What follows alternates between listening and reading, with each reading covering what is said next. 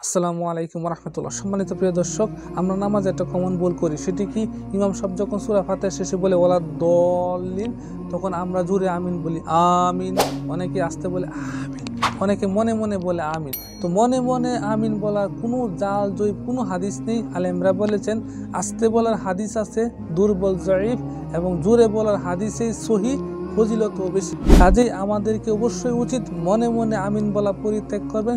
যদি আমিন বলেন জোরেই বলবেন, আর যদি জোরে না বলেন তাহলে আস্তে আস্তেই বলবেন। আস্তে বলেও তো একটা শব্দ হয়, ঠিক না?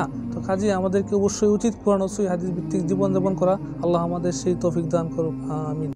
আসসালামু আলাইকুম রাহমাতুল্লাহ। সম্মানিত প্রিয় দর্শক, মসজিদের ভিতরে কেবলা দিকে বা পশ্চিম দিকে পা রেখে বসা শোয়া যাবে কিনা? মসজিদ হোক কিংবা মসজিদের বাইরে হোক, যে কোনো জায়গায় পশ্চিম দিকে বা কেবলা দিকে পা রেখে বসা শোয়া যাবে, কোনো সমস্যা নেই। এতে কোনো শরীয়তের বাধা নিষেধ নেই।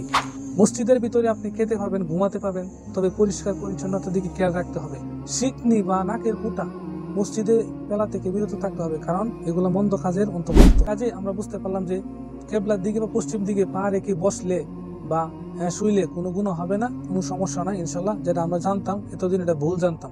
আমরা চেষ্টা করবো যাতে পশ্চিম দিকে পা রেখে না শুই, না ঘুমাই। তবে যেহেতু আমরা এটা কেবলা, আমরা এদিকে ফিরে সালাত আদায় করি, তবে পশ্চিম দিকে ফিরে পা দিলে কোনো গুনাহ হবে না ইনশাল্লাহ। তো আল্লাহ আমাদের দিনের সঠিক জ্ঞান বোঝার মতো তৌফিক দান করুন, আমিন।